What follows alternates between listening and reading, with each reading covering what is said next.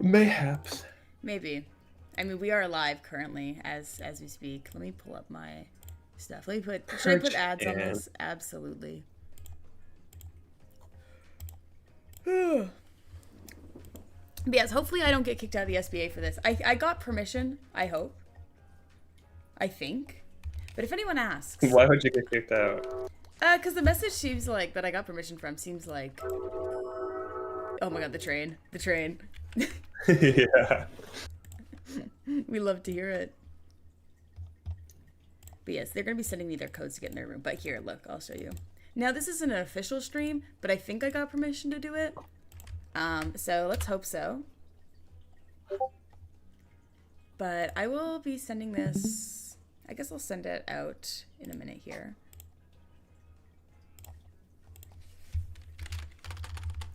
Let me go to my YouTube, and then I'll send it out and say, go watch my team. I'm streaming.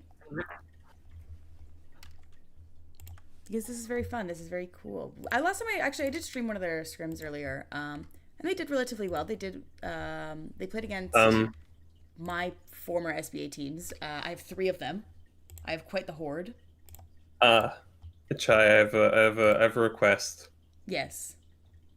Could you change your screen share from OBS to your Switch screen? Because I just see the overlay. I don't see the actual Oh, that's game. hilarious. Like on your stream. That is actually on hilarious. your stream on YouTube, I can see it, but that has delay. So that's so funny. Whoopsie. Okay, here, I'll do this, and then actually no, you get to watch the delay. I think you'll be funnier. Just commentate everything, a few seconds back. There you go. Just for you. But I will be pulling up. I'm going to send this into a bunch of servers and say, go watch my team. They're so cute. They're adorable. I'll drop this in the clips. My SBA team is playing and I'm streaming them. Exclamation point, exclamation point. And then I'll post it in another server in the promotions. Does this server not have a promotions? Oh, balls. poo. Ah, freak. Well, I guess I'm just dropping it in the Splat General channel. Sure. Enter. My SBA team is playing in their showcase tournament, and I'm casting it.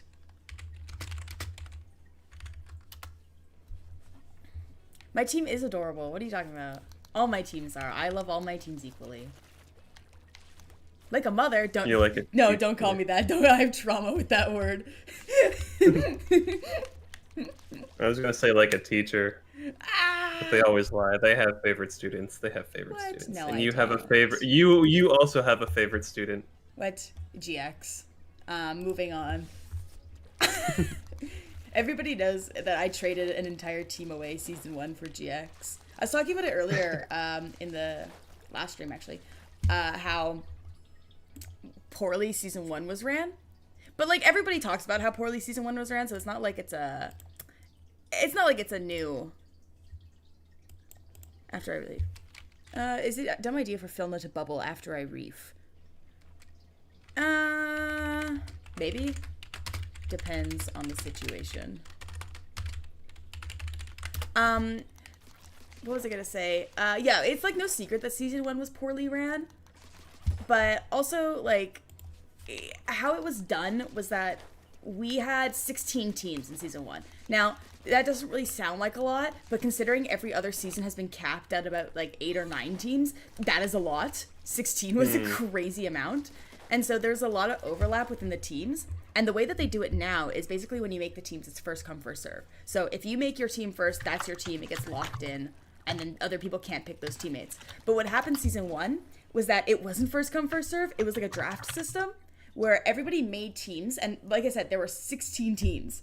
So everybody made teams, and then there was so much overlap that everybody had to be like, we had to have a conversation of like, okay, I'll give you this player if you let me have this player. I'll give you this player if you let me have this player. So by the end, literally the only player we had left was our brush. We traded pretty much everyone. I think the other person that was there was Silver, who was a Stamper player. But we pretty much traded our entire team away for one Ink Brush. So I always joke that GX is my favorite because we gave up an entire team to keep GX. Yeah, well, didn't you have a 10th player at that point, though? No, we didn't. We didn't get the 10th player until about halfway through the season. We had shout out to Skibbity Kitty. Skibbity Kitty was a player that like literally never showed up, not once. And so they said hello in the chat and then proceeded to never show up ever again. And so we ended up not really kicking them off the team, but just being like, I guess like they're not talking, they're not showing up. So we're just like gonna, no more team for you. No more Skibbity Kitty. So then we ended up finding 3 players that we thought fit within the team, and we let them choose. So we kind of wanted to, because the SBA is about like helping newer players understand how competitive Splatoon works. So instead of like us just picking a new member for them, we let them pick who they wanted. And so Micro was one of the 3, and they ended up picking Micro, who's the 10th player. With maybe a bit of push by me, where I was like, guys, Tent is really good. Tent is really good on your comp. You should pick Tent. Tent is really good on your comp. You should pick Tent. Yeah. Tent is good. Propaganda. Yeah. Tent propaganda. I mean, I'm like the #1 Tent lover. I'm like, I yearn for Tent. Not, I'm not the actual 10th player. No, I'm not a Tent player, but I love my Tent players, Okay, I have a question. Yeah. What is the rule on profanity on the stream? Oh, I swear all the time. Okay, so I can say my slang for the new tent. Oh yeah. Okay, I am the #1 Cumbrella glazer. Huge. Oh, I will always love that. Uh-oh. It crashed. Uh-oh. Tent is a fundamentally OP weapon. It should be better though. I think it should have the range of E-liter, the fire rate of a Hydra Splatling full charge, and every pellet should one-shot. So true.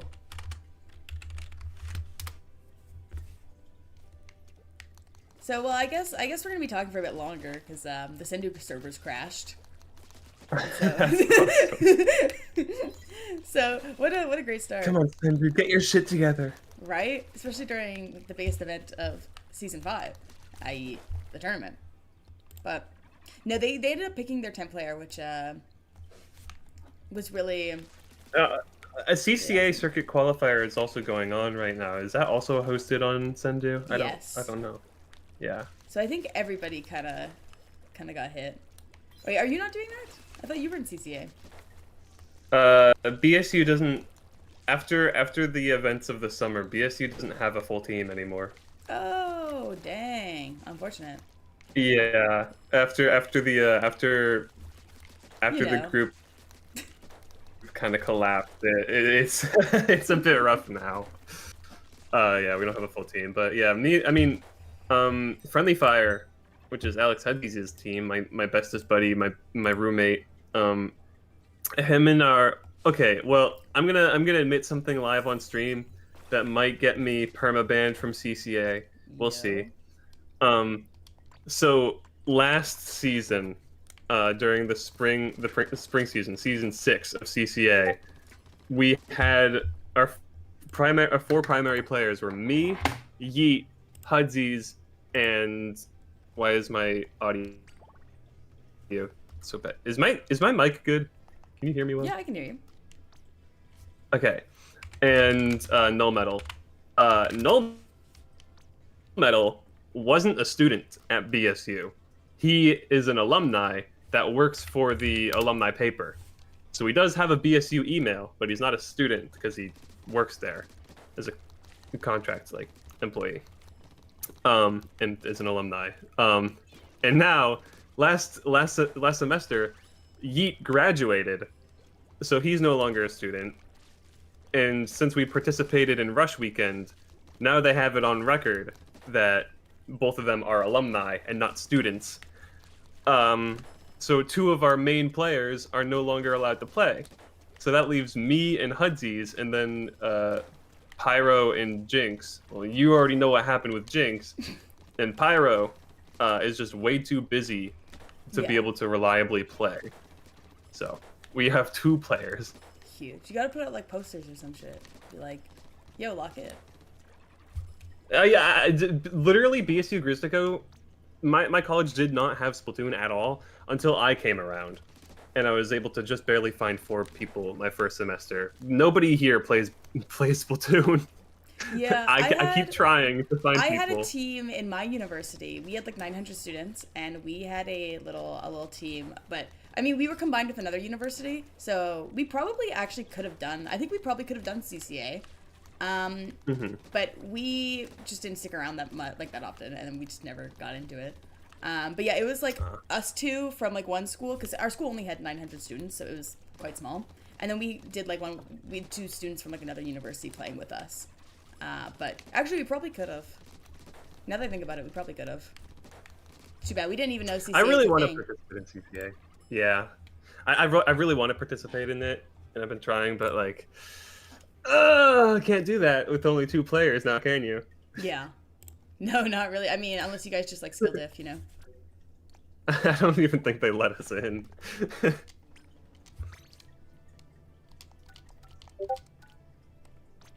Oh wow, you're showing the password. They don't know the pool. No one here is friends with me. I don't friend anyone, you know. I am. Plus, I think it's gonna be a full lobby anyways. Ah. If they already started the match, so cooked. Nice. Okay, they didn't. I hope that they know I'm streaming, but I mean, I say stream chai, so hopefully they know. Yeah, hopefully. I'm just gonna put in the chat, don't mind me. I'm streaming my team. I'll put it in the season 4 general. Don't mind me if I'm in your matches. I'm streaming and casting pin missiles with approval. Just spec me, please. Okay. Yeah, Kira, join. Oh shit, they have 2 stream cams. We're both on stream. Yo! I might have... Wait, can I leave? Should I... Wait, hold on. This is kind of weird that we now have 2 streams in here on this match, but I mean, whatever. Hopefully I don't get in trouble for this.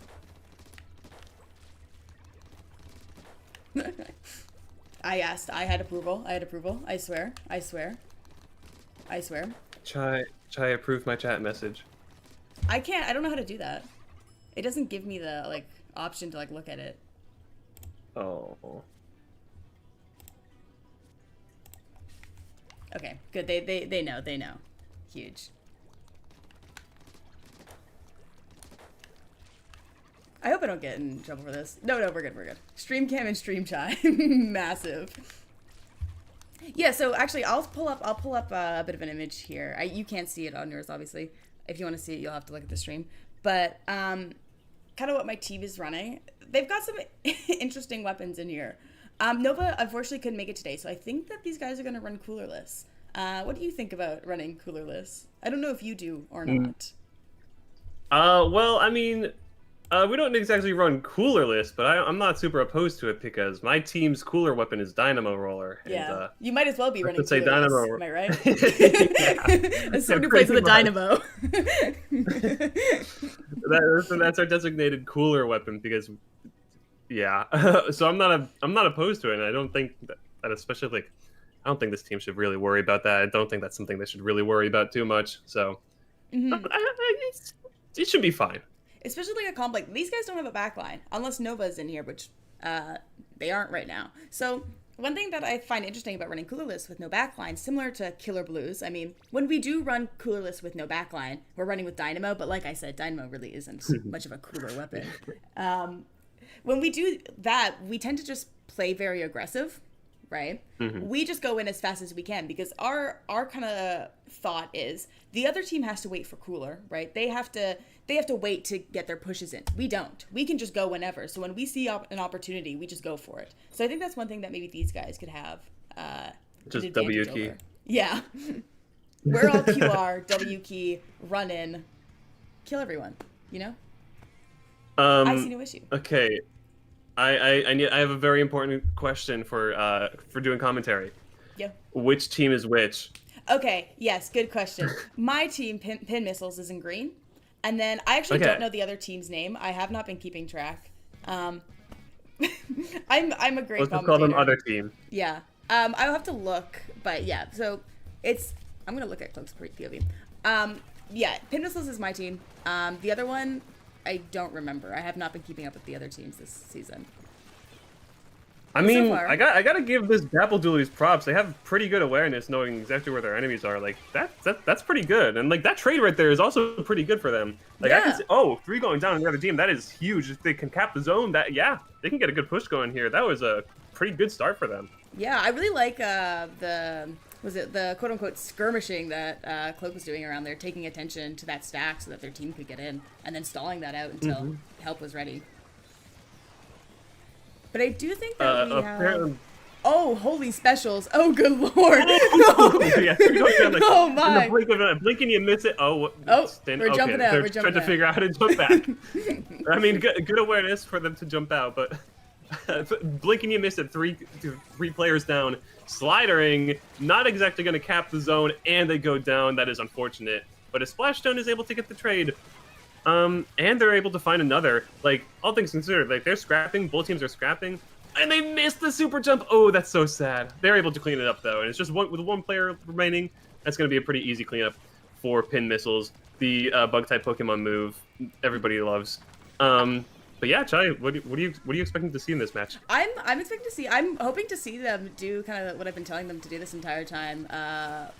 Basically, okay, actually Cloak is doing a good job of it, playing for left side, but also making sure that we're watching right side. I mean, Cloak is on the right side just to take attention and like keep people on him 24/7. So I like to see that, and then, you know, baiting the people left side and getting them coming back when his team needs help.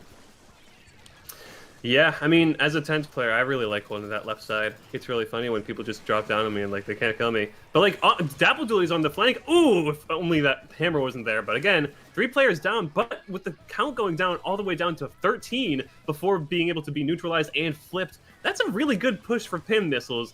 And the other team, which Akira in chat is saying is Phantom Sharks, is going to have, it's quite an uphill battle right now. They have a long way to go before they can even think of taking the lead. But with another 3 players going down and the last one jumping out, that is effectively kind of like a wipeout. And yeah, they're already starting to count down. It's getting pretty close already. But with these missiles coming out, let's see if Pin Missiles are going to...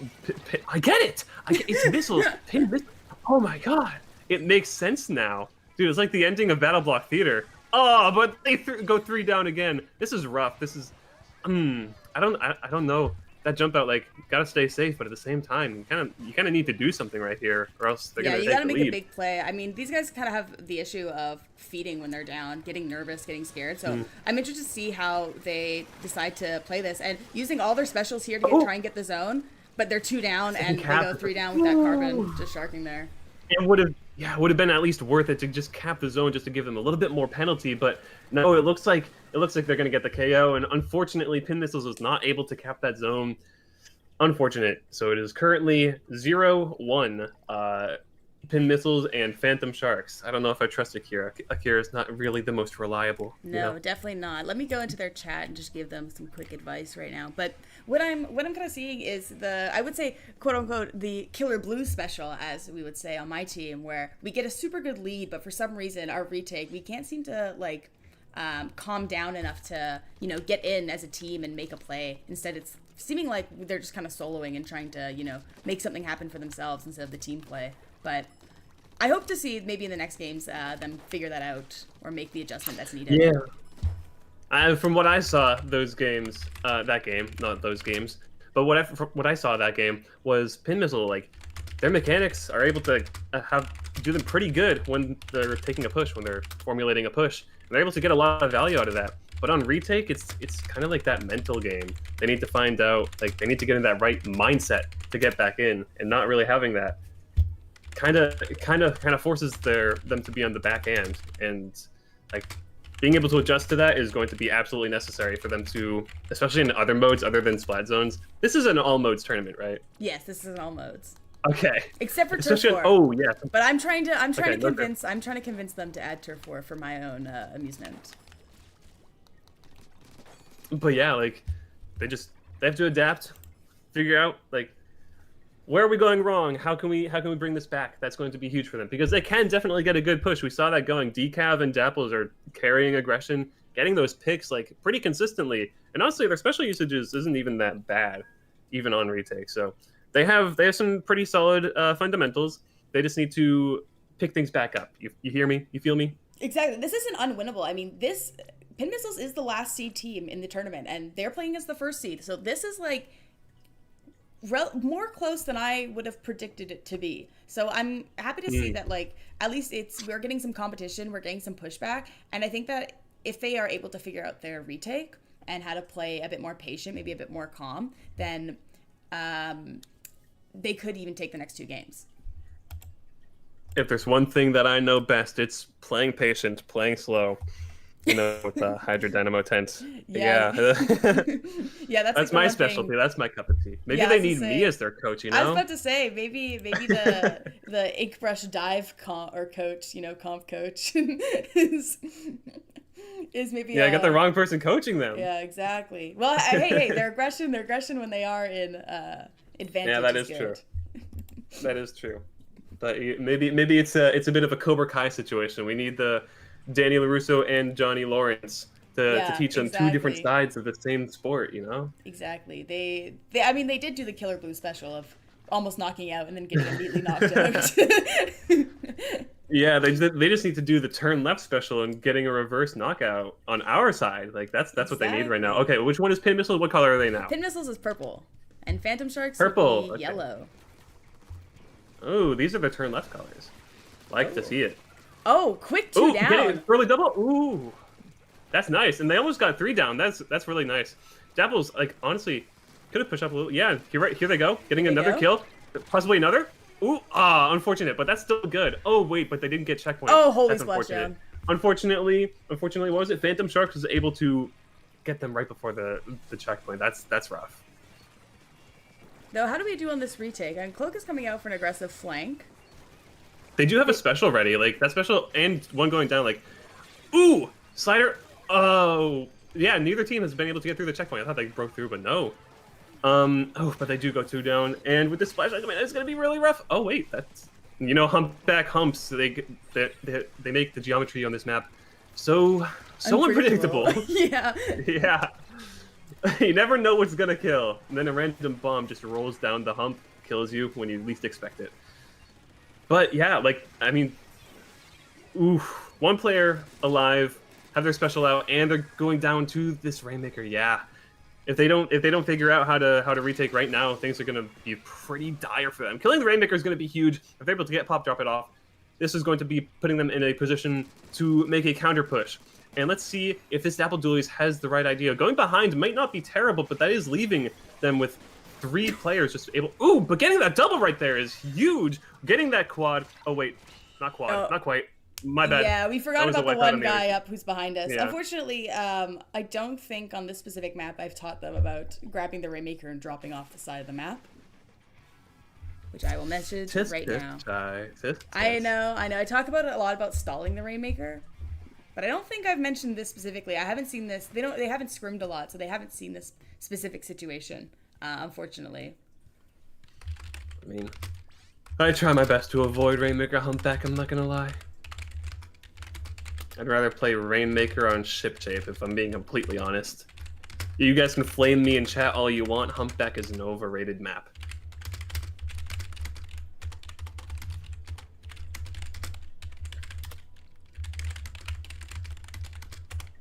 But yeah, definitely possible.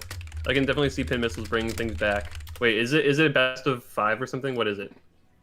It's best of 3. Well, maybe it's play all 3. This is a low-level tournament, so I would assume for it to be play all 3. But Phantom Sharks have already won the set, but we can still get one more. Like I said, the goal for this team, essentially, this showcase, was to win 1 game. Definitely possible. Yeah, especially on tower control. My favorite map, my favorite mode in the entire game, tower control. See, they have relatively good weapons for tower control. It's not like what was it? My LAN team, Team Evil, playing tower control, where we have an ink brush and a tent. Kind of rough. I guess us yesterday as well, playing half tent maps and stuff. Syndicate. Evil. That was evil. making the tent and ink brush play half the matches of what was it, tower control. Yeah, I mean, I'm a believer of tent on tower control. A lot of people don't really like it, but as a certified mediocre tent player myself, gotta say, underrated. Especially when you need just a few extra points. Putting that shield on tower is really funny. Oh, you know, one of my favorite like techs in the game, launching your shield at the pole on tower and then just Yeah. standing behind it while scoring points. It's That's just so funny. That's what I was talking about yesterday. I'm like, why didn't we have the tent ride tower? What the freak? What were you thinking? I really only do it in specific scenarios. Usually, it's better for tents to like Go create forwards. space. Yeah, I remember Yeah. in our land specifically when we needed to clear a checkpoint, it was like telling our pen to get off the tower and like put the tent there, and then as soon as it was cleared, it was swap back over. Similar to actually how me and Dragon play tower as of recent, where Dragon has inkjet, and so when we get to a checkpoint, Dragon inkjets, and I sit on the tower. Which, like, is quite lame for me as the ink brush, but, like, what else am I gonna do? The maps kind of suck for me to get in, so I might as well just be sitting on tower. Yeah, I mean, I'm not opposed to sitting on tower. It's just unless it's like It's more fun very to be intuitive off that of I go tower. on tower, or yeah, or like if somebody calls for me to be on tower, I will gladly take that position. But like, it's just not hardwired into me for Tenterbrella to be riding tower all the time. Yeah. No, that's like recently I've been learning that I as the ink brush player need to pick up Rainmaker more. And that's been messing with my little head. Because every single time we go in, I'm like, all right, it's been popped, time to run in. Never mind. Never mind. Yeah. I have to go pick up I have to go pick up the Rainmaker. See, when you're playing V-Tent, it's pretty much you never want. You always want your shield and then vacuum. True. That's what you want to do. But Suck anyway, the Rainmaker. oh my god, it's Tower Control Ship-Shaped Cargo. This is my favorite map mode in the entire game. Tenterbrella, my beloved, is so strong on this map mode. Oh, Really? dude, I'm so hyped to see this. Yeah, I'm so hyped to see this. Yeah, this is purple once again, or this is pink, more like a pink color. Is that pin missiles? Yes, that'd be them. I always Dude, I I'm always so love excited. watching Cloak's POV first. I just find that the fast like skirmisher weapons are the most fun to Yeah. watch on openings. Yeah, because usually it's like nothing really goes on, but like the person who's always diving in, like they get some action real fast. Oh, Yeah, but unfortunately being punished by, what was that, a mini splatling? Oh yeah, yeah, a rough stagger right now. But fortunately, the tower is only just starting to move. And yeah, that's a delayed wipe right there. But they do have quite a ways to go before they have a strong lead. So pin missiles can definitely bring this back. They just got to be a little bit more patient, wait for their team to be alive before making any bold plays. You feel me? You Yeah. smell what I'm stepping in? but they already are 2 down. I mean, we got missiles coming out. We'll get dived on by the Tri-Slosher. But they find a pick with the missiles. That's good. Yeah, that's huge.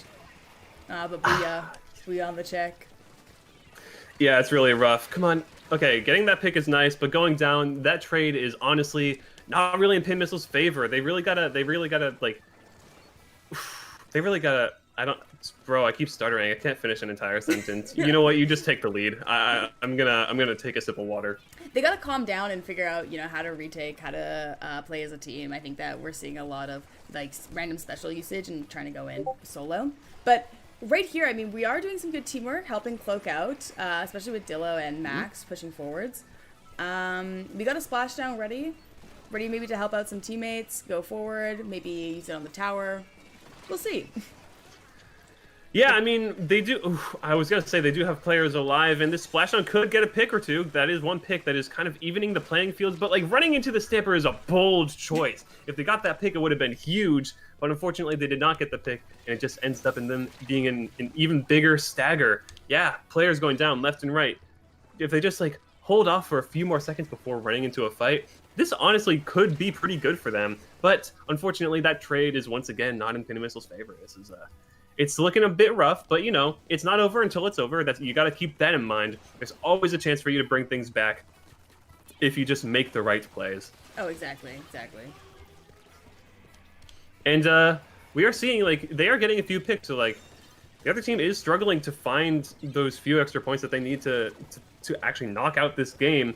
but like they're getting more picks consistently, so they're slowly inching forward, like point after point.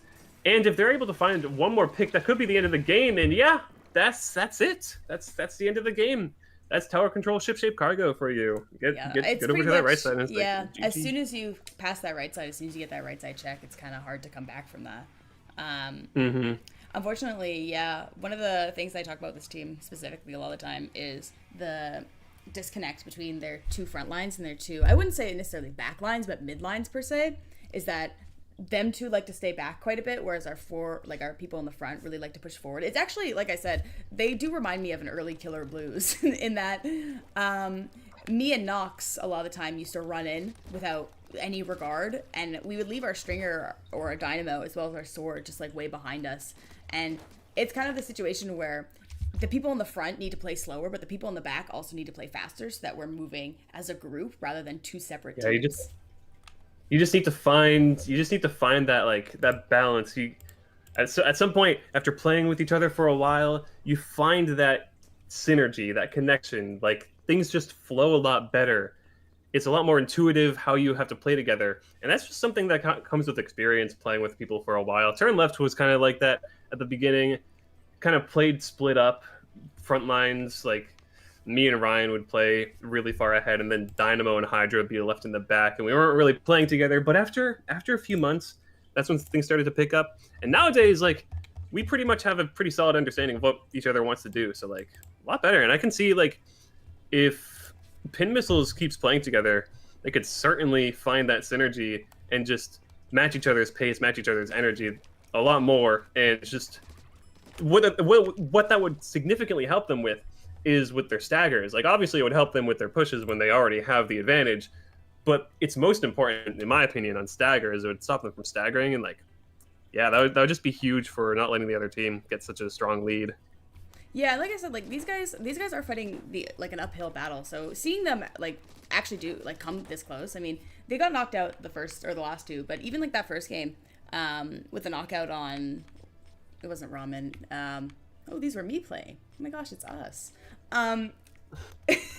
With the knockout on Mako, I mean, we're seeing a lot of improvement from this team, and I think that's something that I mentioned was one of my favorite things about coaching this team was them starting all at a, I guess, lower point than everybody else. I mean, like I said, I think everybody else from this season started in S+, whereas these guys were A rank and under.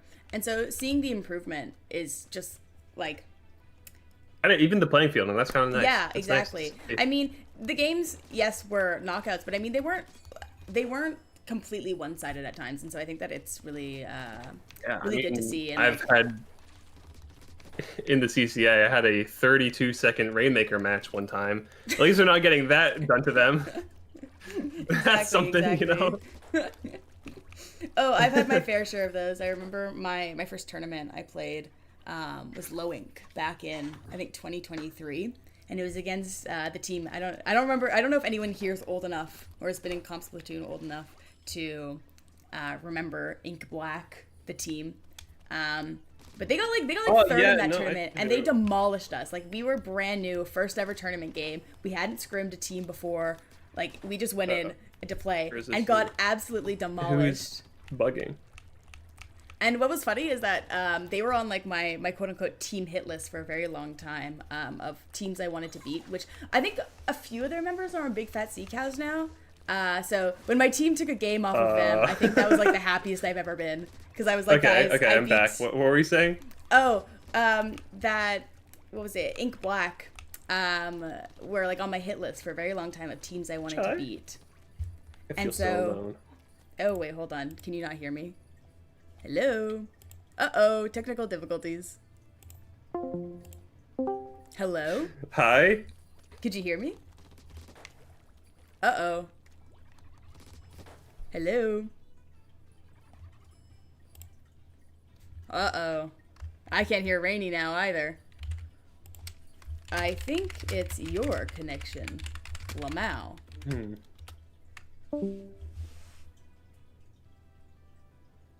Oh, my mom just accidentally called me? Uh-huh. But no, like I was saying, it was like... Oh yeah, I have to drag Rainy back into the Goon Lagoon. Hello? Hello? Can you hear me?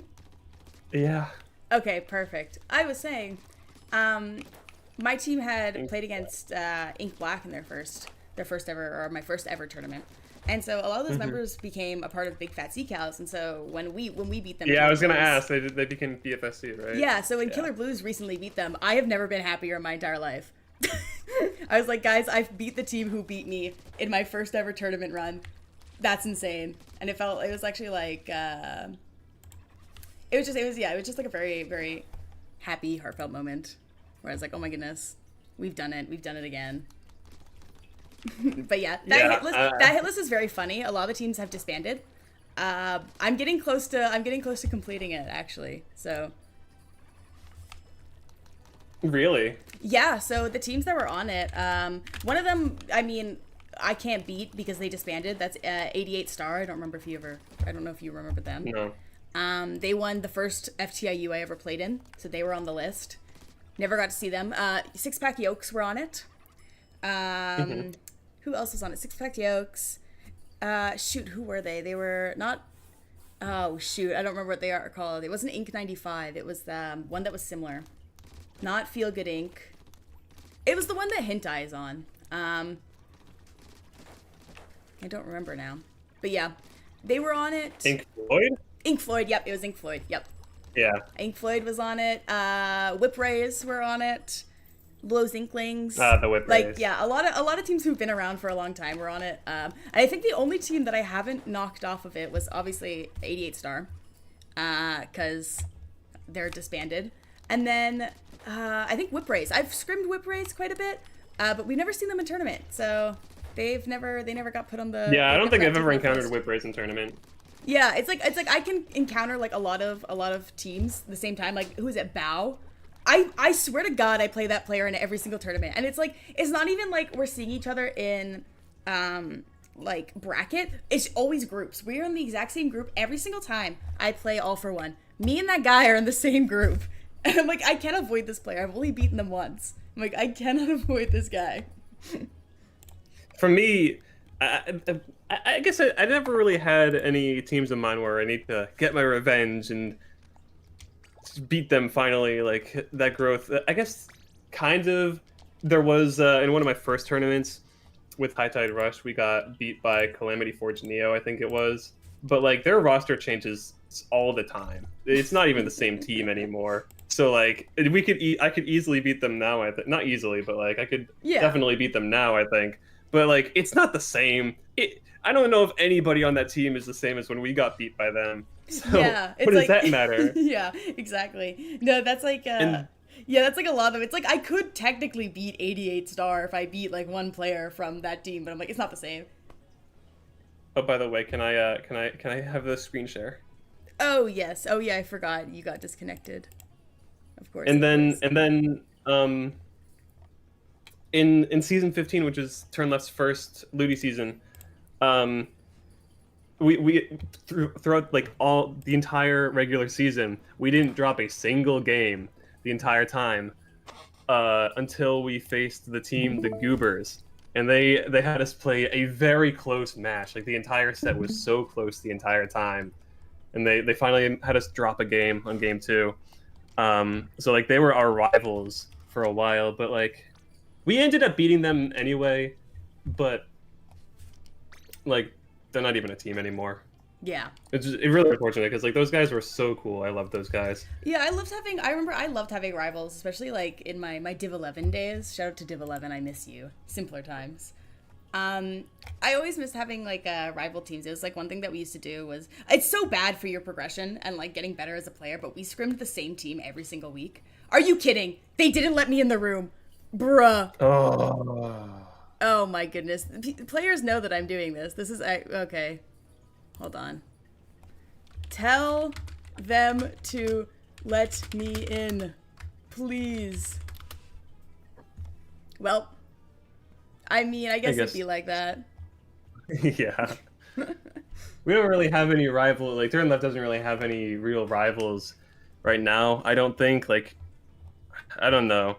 I wouldn't even know because where we're really gonna find rivals is in like the skill caps tournaments, where we're gonna find like people that we just barely can't beat and all that kind of stuff. But I don't even play with Turn Left in those skill cap tournaments anymore because I can't. So I don't even know who they see as their rivals.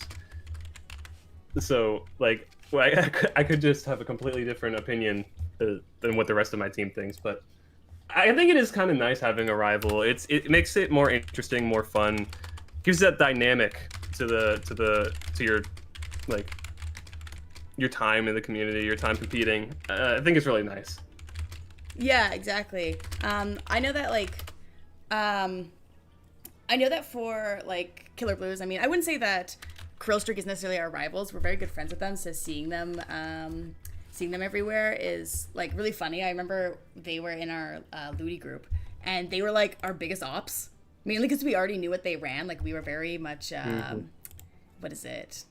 We were very much familiar with what they ran, and the fact is that like we were saying that their comp isn't the best comp known to man, but you know what it is the best comp for? It's the best comp for stopping dive comps. What is Killer Blues? Oh, we're a dive comp. So there's a specific video out there on my second channel. I watched it. Yeah, where it's called, what is it? We have Krill Streak at home, and what it is basically we got a whole group of players who played the same weapons as them, and we just studied their comp, which is actually really hilarious that during our actual Ludi set, they played that comp twice. So we were like, we studied this so hard only for them to not play it. We were like genuinely tweaking. Hey, if you guys ever face Turn Left, you have a pretty good understanding of it, because we run a similar comp, and honestly, they might be more known for the comp, but I'll say it right now, they stole it from us. True. We were there first.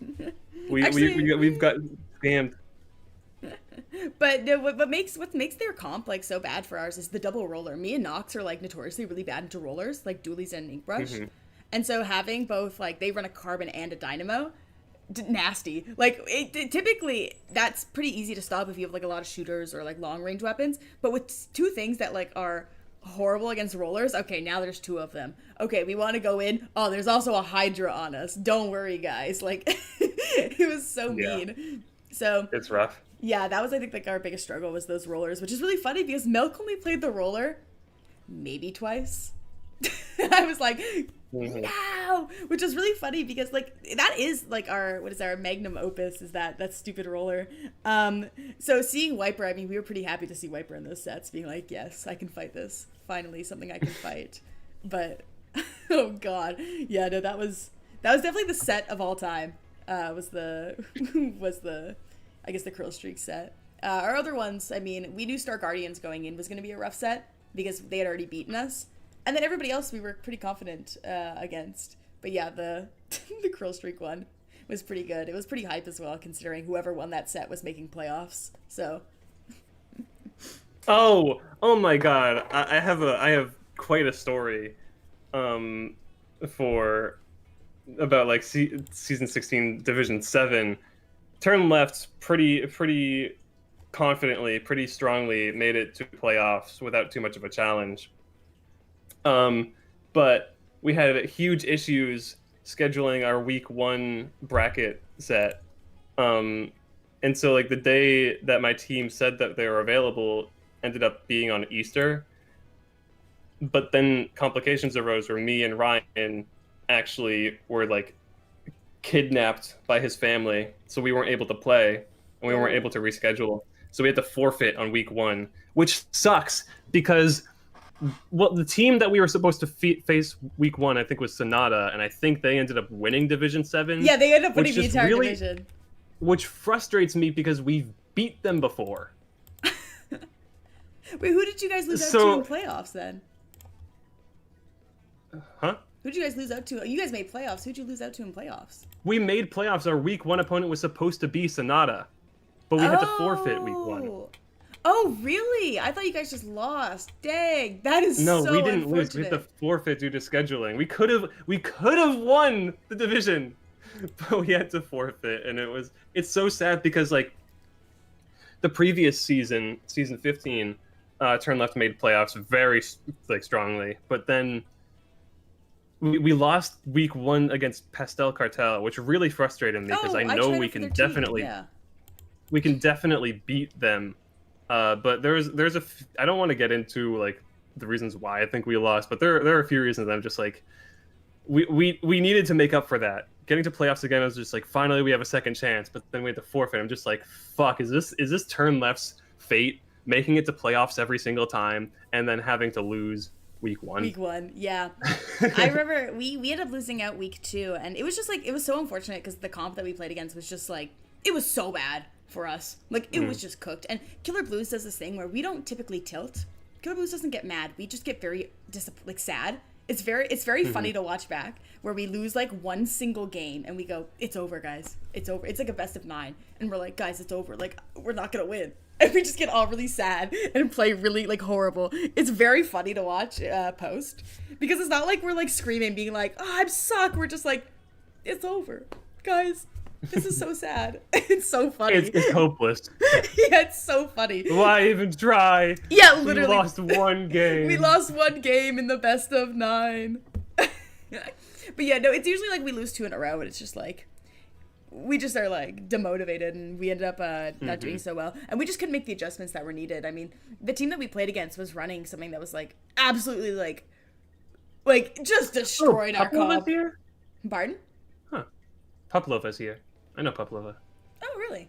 Interesting. But yeah, it was like something that was just like destroyed our comp, and so we couldn't make the adjustments in time, and then we just got really sad. Yeah. One issue with turn left is that we have like on our main roster, we have pretty much 0 flexibility. We have a Hydra 1-trick who can also play Wellstring, but that's usually exclusively for Rainmaker. We have a Dynamo 1-trick who will not switch to anything else. We have me. I'm not a Tent 1-trick. I do play other weapons, but on turn left, I can only play Tentabrella. And usually it's going to be S-Tent because nobody wants anything else. Yeah. Well, good and then news. we have... Actually, hold on. I just got news from the team that they won that last one. Of course, the one that we're not watching. Yeah. They were able to accomplish their goal of winning a game. Yes. Only for it to not be seen by the world. But you know what? That's okay. I said we've beaten our goal. Let's or we've matched our goal. That's been now motivating let's back here. You know? It's been motivating, yeah. But yeah, I can definitely see it. What is it? It's Scorched Gorge? Scorched Clams, I'm pretty sure, or maybe Rainmaker. Scorched Rainmaker. It's one of the Rainmaker. Two. Okay. You see, what I would definitely be telling your team right now is Vanilla Tenebrella is the way to go. It's definitely in every scenario, having a tent on your team is always good. Man, one of the tents has got to be good wherever you're going. Right here, it would be Vanilla Tenebrella. Most of the time, it would be S tent, and then those few fateful moments where Cumbrella is what I would suggest. Maybe zones. Maybe. Cumbrella might be a little bit. Yeah, zones. It's pretty good on zones. But yeah. What was I saying? Oh yeah, and then we have Ryan Thumb, who is effectively a shot 1-trick on turn left. And he can play all of the shots. He can play V-Shot, he can play T-Tech, he can play G... I'm not using that nickname on stream. G-Shot. But you said Cumbrella, why is it? I just feel like it's a bit more inappropriate. I don't know. A bit more. And it's a bit more of a stretch, I think. But yeah, like, he can play that, but it's still not that much flexibility. So we're pretty much hard stuck playing one comp that is very easily punished by anything. Just one wiper on the other enemy team, it's over. Good to know. When we scrim you, I'll have Spectro go from Stamper to Wiper. No! Noted. No! Oh, we have a Flux on the other team. Dang. I mean, that's what I was expecting. nice to see. Milk Flux, yeah, I mean, like, I definitely don't disagree with that choice. I'm a believer in that weapon being a... Oh my god, stuttering again. I didn't do any vocal warm-ups before this. I don't know if you could tell. I got you. I was like, I need a caster right now. Someone get in the room. I'm definitely a believer in Milk Flux being able to play aggressive and get some picks, but like that Carbon Roller being over right there, getting a pick. Are they able to find this pick on the Nautilus? Hopefully not. We want to see Purple Team win again, don't we? Exactly. Oh, nice. 2 going down in the Orange team. If they're able to find another pick, this is going to be huge. But oh no, they back up from the fight, and are able to get a dunk right here, I believe. Yeah, that's a Come on. Maybe. Okay. Okay, nice. Yeah. There you go. That dunk. That's an early dunk. And while they only have one player alive out of spawn, still better than nothing. Getting that checkpoint like at the first minute of the game, huge wins. Let's see if they can like keep their cool and stop the enemy team from taking the lead. I mean, getting that pick there is huge. I mean, that's two down on either side. Mm-hmm. Oh, but Dilla goes down here to the that's 3 down on the both shot. teams. But we're in a situation where we're in I think a 3v2 with pin missiles coming back relatively fast. I mean, whoa, Zuka. But this might could be a huge splashdown. Massive splashdown. A huge splashdown. Now, this is definitely an opportunity for them to be scoring more points, especially if they're able to get missiles out right now. That would be kind of huge. That's what I would be doing if I was the pro right now, is charging missiles. But like, just a few more points scored is definitely something. And then more and more points. And it's a 2v2 right now, so like this is definitely on Pin Missile's side right now. Actually that Milk Flux, as I was saying at the beginning of the game, like definitely not a bad choice. I think it's underappreciated. And right here, I think we can see that shine just a little bit, being able to find picks in a neutral environment. Definitely something that I like seeing, but not because wait, did that Reef Slider not get that kill? Yeah, that was a we saw a Splashdown get a quad, and then a Reef Slider refused to have a hitbox. It was slightly by a wall. That was the problem, obviously. Oh, that's double Zuka. Oh my gosh. The fabled turn left issue of popping 2 Zukas at the same time. We cannot seem to get past that, and it seems like this team also cannot seem to get past that. No, that was a crazy. But, I mean, Max has been having some good splashdowns. The splashdown made everybody back up, killed at least one person. I mean, and it's starting to push now.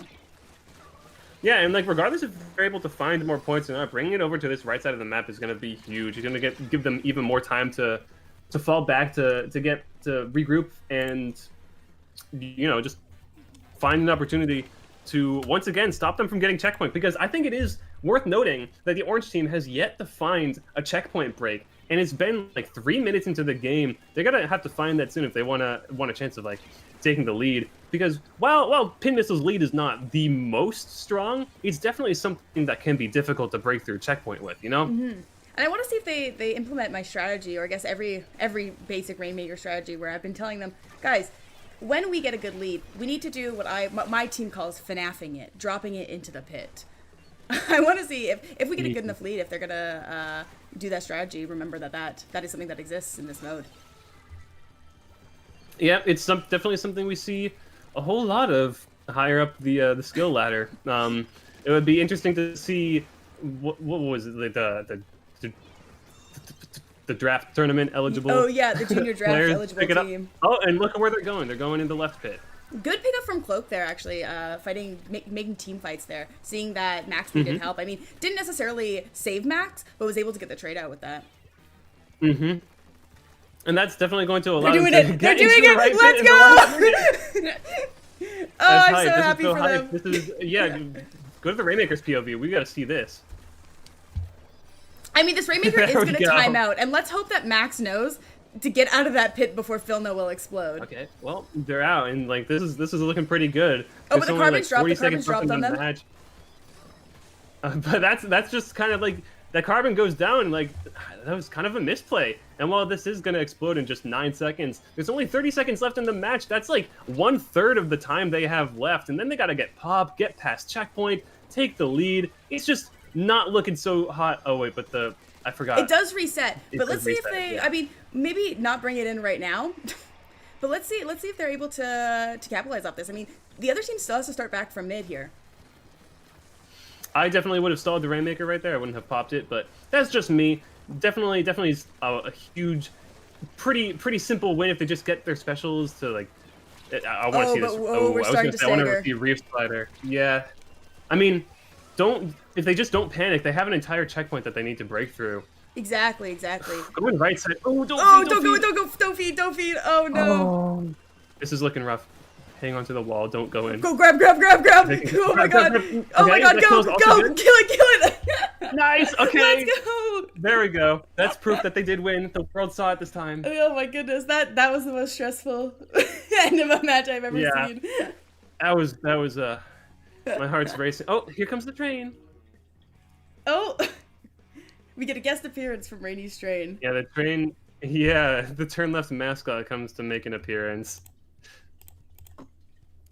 They wanted to celebrate the win. Exactly. Yeah, the set win from our goats.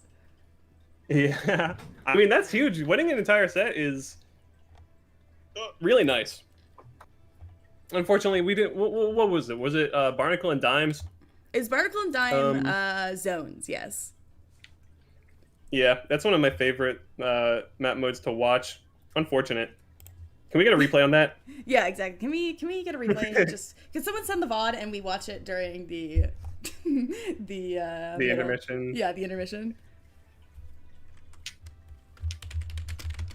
Wasn't a great score to stall at, but yeah, I mean, there's only a minute left, and like definitely could have been brought back by the other team if I don't know. I would have definitely been a bit more scared if it was a high level team that it's able to work a lot faster. But like a minute, well, it's definitely a lot of time. Definitely able to bring it back in that time. At this point, like things move a lot slower than at top level. Top level is a bit too fast. A bit too fast for my liking. Yeah, quite speedy, but yeah, to see that the Rainmaker style strat was working out, that's pretty fun to see, especially for the lower end of comp Splatoon. Seeing players do something like that is quite fun to see. I mean, my personal favorite spot, I would say, is the museum spot. Do you know what I'm talking about? Oh, no. Yeah, the funny spot where you squid surge up to the top, and then the Rainmaker sits there. And the only way to get it off is by squid surging out. I'm surprised that is something they have not fixed yet. That doesn't reset the Rainmaker. Yeah. Like, if that spot wasn't in the map, it would be so much better of a Rainmaker map. Just that one thing they need to fix. I wouldn't say it's a great Rainmaker map, regardless, but it would be so much better. Yeah, without the really bad stall spot. No, but it's very funny to show players, like especially newer players, that spot and be like, guys, get this. If you get a score of 20, you won't believe what you can do. It's kind of like the Rainmaker bullshit on Kelp Dome. Yeah. I never played comp Splatoon 2. I wouldn't know that spot. Neither did I. No, it's not a stall spot, but on Kelp Dome, if you just pop the Rainmaker and take it to the left grate, like nobody's expecting you to go over there, and you're able to score points and knock out a lot of the time. I didn't play comp Splatoon 2, but like I definitely knew of that. I've also been informed that the other team is called Color Theory. I should be checking to see who they're playing on the stream. But yes, they're playing Wow, Color what a Theory. great coach. You don't even know who your team is facing. Whoops. Hey, I'm in the room. I've gotta get in as quick as possible. But this is game 3, so this is Clamblitz on what is this? Oh, Inkblood. This is actually not a fan. No. This is one of my favorite maps. I wouldn't say it's my favorite mode. I would actually say that Tower is my favorite. But I am an Inkblot enjoyer personally. Big Inkblot enjoyer. I like it more on zones. I know that's a bit of a controversial take, but I mean, to be fair, one of my favorite map modes is Eeltail zones, so I can't really be talking about. What? Wait, hold on. That doesn't even make sense as an ink brush. Oh, that wipeout's not good. But like, yeah, that doesn't even make sense as an ink brush player. What routes do you have to take? I just like it, you know. Can't Well, match my well you're feet. wrong. But we're seeing actually two go down right by the ramp. Oh, huge pick by the Dillo. That is nice. If we're just able to... Wait, did they pop in a crab on that? Yes. Unfortunate. But that ball's probably going to break by the time. Yeah, ball's probably going to... Cloak goes behind and gets it. Oh, there was a jump. I was so right for saying that. I mean, not being able to score a clam, it's only been a minute into the game. Oh, that's a nice pick right there. Both teams have pretty much just made it up to plat with the ball. This slider could be huge. Oh, just a bit early. I don't know. Yeah. But I know one going down. Two going down. That's a bit of a bigger deal. 3 going down. That's something to say the least. Jump out, nice. Actually, that's good awareness. Props to them. Yeah, we're seeing them maybe get a push here. Oh, Carbon sharking in the ledge. Gotta be aware of that. Carbon jump This is why we have Dapple torpedoes. Gotta be checking those ledges. Oh, but that crab and that flux right there is gonna give it a pretty... They've not scored yet? Okay. Okay, they finally scored. That is points on the board. Almost 2 minutes into the game, and that's 3 going down on pin missiles. This is looking a bit rough. That is already, like, so many points being scored. And no players going down on what was it, color theory? You said Yes, color theory. this is things are looking a bit dire, a bit dire, a bit DT dire, if you will. Oh, good heavens! But that There's person one over there- behind. and there's a jump. Oh, this is not looking good. One cleanup though. It takes like one cleanup and then one good push to take the lead. It just takes a little bit more coordination than what they've currently got going on right now. Definitely possible, but with two people being on their backs is gonna be how do I say, not looking bro. Not looking so good. I just get you're in the Halloween spirit. Yeah. Can't help it. Yeah. I think one thing that this team needs to, Pin Missiles in particular, needs to focus on. I mean, I'm not a huge fan of teaching teams to farm their specials for retakes, but I think that this is a scenario where maybe a special or two would be useful to help get them out. Yeah, just to help them get them out of the just to give situation. them that little bit of leverage and stop staggering so much. Yeah, like something like a Reef Slider in the bats could have helped along with some, diving in as a team. But, I mean, we see the rain come out here, forcing people out of the middle of the map, going to the sides. It's giving them good space. That's definitely worthwhile. But that carbon, Jesus! gotta be careful. Gotta be careful with that. Gotta be honestly.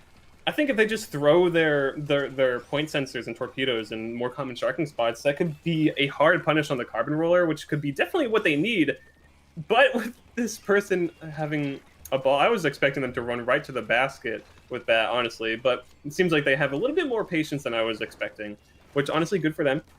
But three people on their team going down, and this reset coming out, I was expecting them to find a triple right there, but it's fine. They find a double.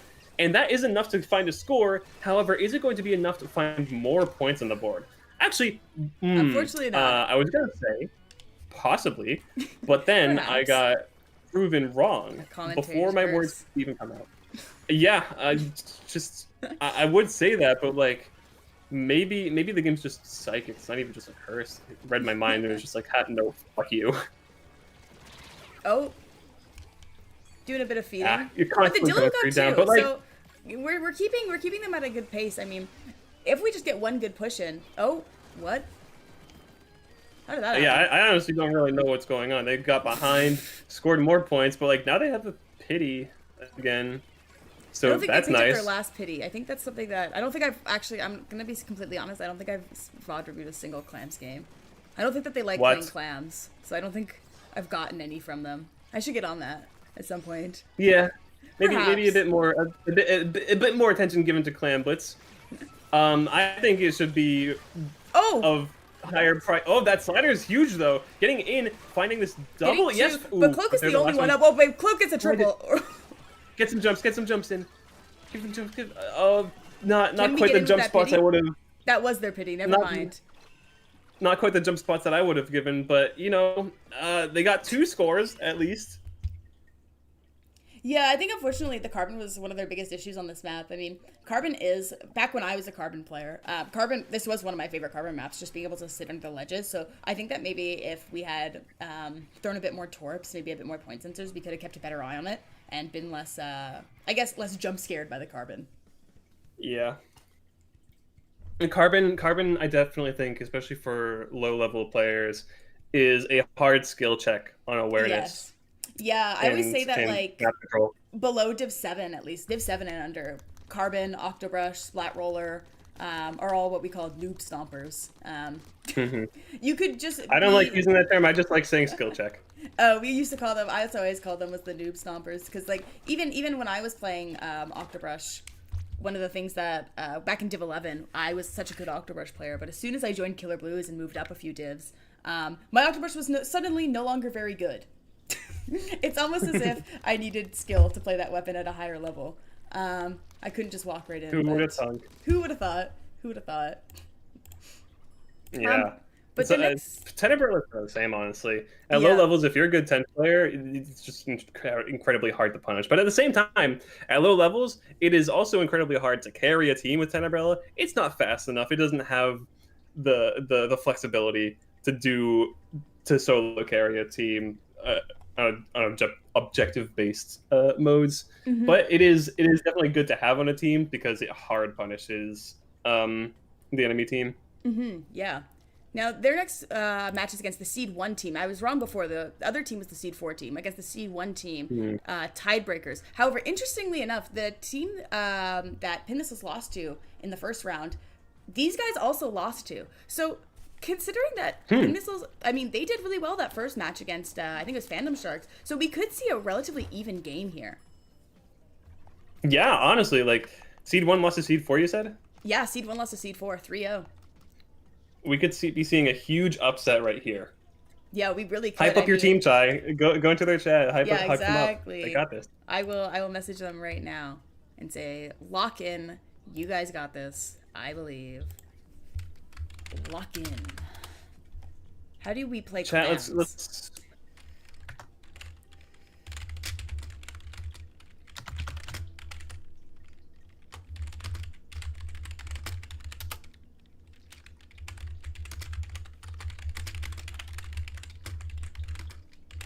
Okay, chat. I don't have perms to make a poll, but I just typed it in chat. Is Pin Missiles going to beat Seed 1?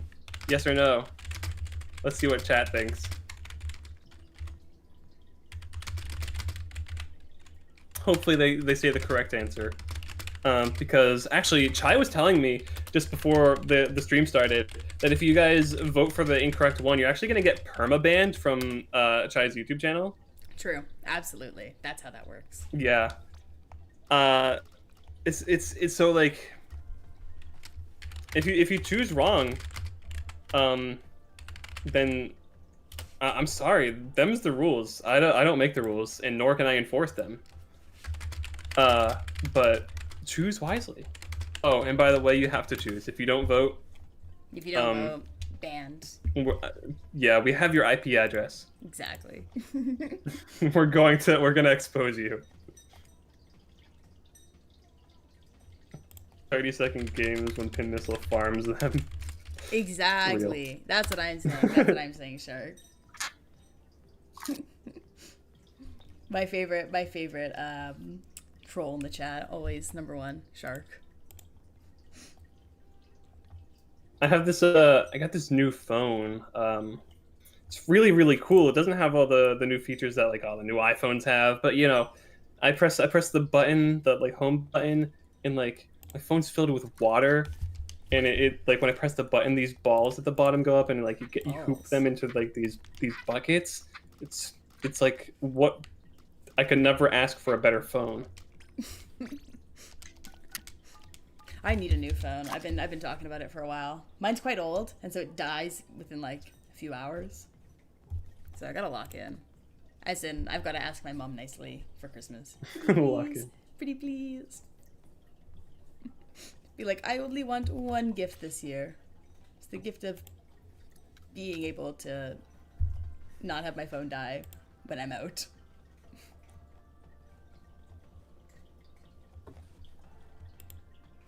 Trying to check in on how Friendly Fire is doing in the Sunday scrim.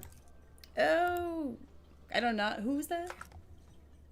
Friendly Fire is my bestest buddy, Alex Hudsy's the third local homosexual, and Null Metal Mike. Oh. From BSU Christico, so their team. Oh, I think this group is getting casted once again. Pin Missiles are loving the cast, apparently. It seems to... That seems the to fan be favorites. Really, they truly are. Oh, we played Gore and Gast yesterday, did we not? I don't remember. It might have been me and somebody else then, because I remember seeing those names. Everyone being like, "What the heck?" You're saying you play Splatoon 3 without me? I know. Sorry, I forgot. I gotta play with my Yaga, the Yaga to my Kira. Yeah, like I feel so offended. I might just have to quit. I feel like I did play them when I was... Oh, yeah, here. I did play them. I played them with Vossi and the Ruru Remix squad. So I already know kind of what they'll be running. That's funny. They're circling you. You have to circle them back. Exactly. They know to respect me. Perfect.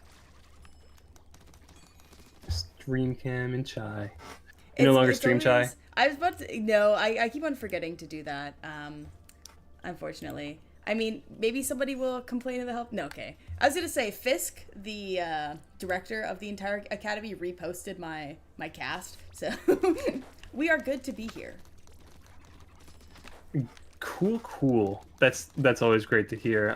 Not gonna get removed from Stronghold. Exactly. I mean, this is my last season coaching, so. But I've got. Yeah, I'm taking your place. Yeah, exactly. Rainey will take my place coaching. I will carry the torch farther than you will ever. You gonna give up coaching on? You giving up coaching forever? No, it's just, see, here's the thing. My SBA teams have been wildly successful, actually, like genuinely. None of my SBA teams have, disbanded since I've started coaching. And so I don't have enough time to take on more teams. So I'm suffering from success, to be honest. Oh wait, do you still coach the other teams? Yeah. It's up to the discretion of the coach whether you want to like continue coaching or whether you don't coach past their time in the SBA. So you can do either, but I've always just chose to stay. So you've got a lot of teams. Yeah, I coach 3 SBA teams. So I coach the Hammerhead Sharks, Last Respects, Pin Missiles, and then I coach another team every once in a while outside of that. So yeah, I've got 4 teams. Which is actually quite nice because whenever one of them needs a scrim, I'm like, guys, get this. I have 4 teams that you guys could scrim. That's rough. I don't know if I could do that. Yeah, it's a lot of time playing for, I guess, Killer Blues. I'm starting to sub for another team, and then coaching 4 teams is quite the feat. You're juggling teams. Truly. And I can't even juggle. Interesting comp coming up from the other team. They both have end apples. That's nice to see. Love to see that weapon. I think it has some finesse. I was going to say, Dapples is a very popular weapon. In Season 3, when we were making Last Respects, I think it was 15 to 17-year-old was playing Dapples. Like, it was crazy. We were trying so hard to find a 5th player who did not play Dapples, and we're like, we literally just can't. Every 15 to 17-year-old plays Dapples. Like, we have picked every player who doesn't play Dapples, and then we're like, we need one more. Big Bear plays Dapples. Oh, good lord. Everybody plays Dapples. That's actually really funny. I wish that was Tentabrella. Right? I wish that was Tentabrella too. Yeah, I mean, in some sense, we could say it's good that I'm the only Tentabrella player in existence because that led us together. And now, oh, that's so unfortunate. I didn't even see that. I was too focused on on Dapples. Splashdown right here. Watch this. Huge. Yeah. Oh my god. Their splashdown got canceled by the other splashdown. Oh, I was like, how did they die up there? That's what I was wondering.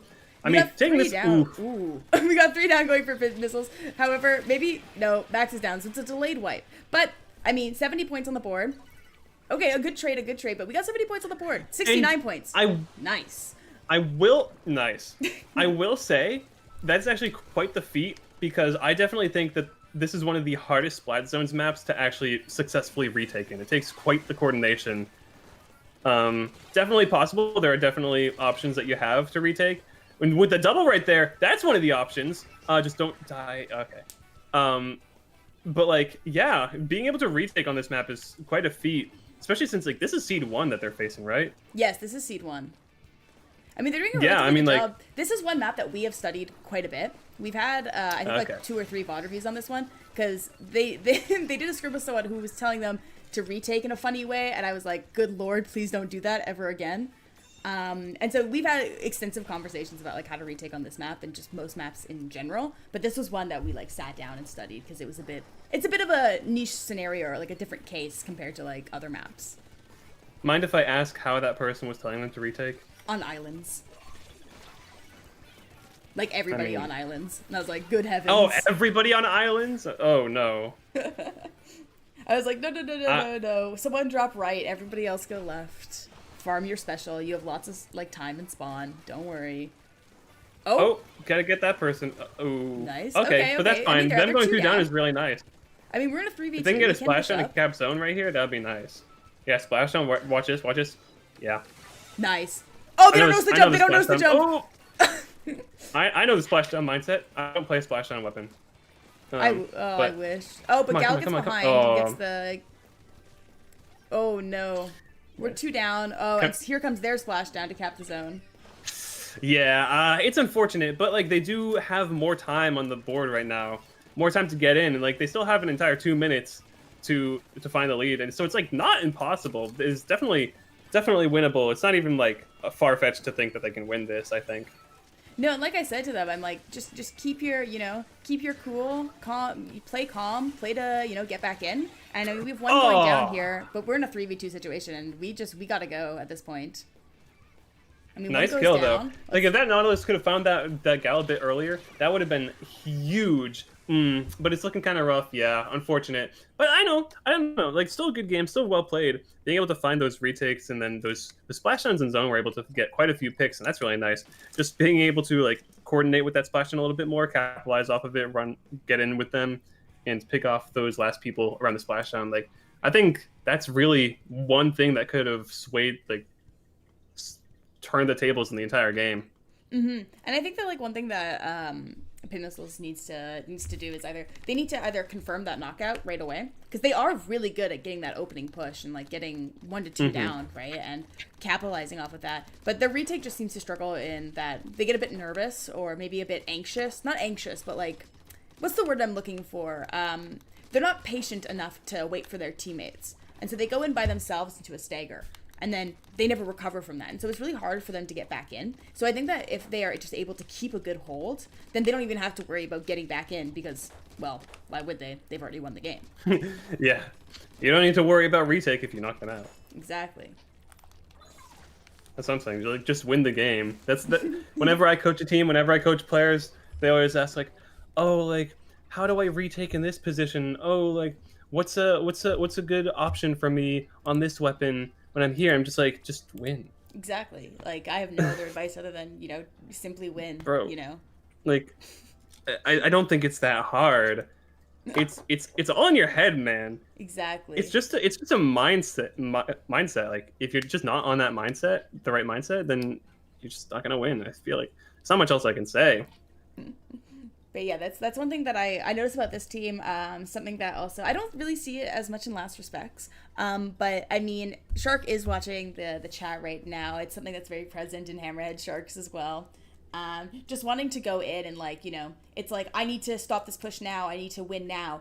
But I have to, tell them all the time, or I have to enforce the idea that letting the other team get lead isn't always bad, so long as we stop it like the soonest that we can. So like, instead of, trying to go it's better to not rush in and stop them and end up feeding, letting them get a bigger lead. Play a bit more patient. It's okay if they take the lead as long as you're able to actually have a stronger retake. Yeah, exactly. That's a worthy trade-off. It's like you could go in and like, try and hit the 1v4, but in the likely chances that you don't, okay, now their lead just gets bigger and bigger and bigger. Had we waited for their team, okay, maybe they got the lead, but that lead is significantly smaller, right?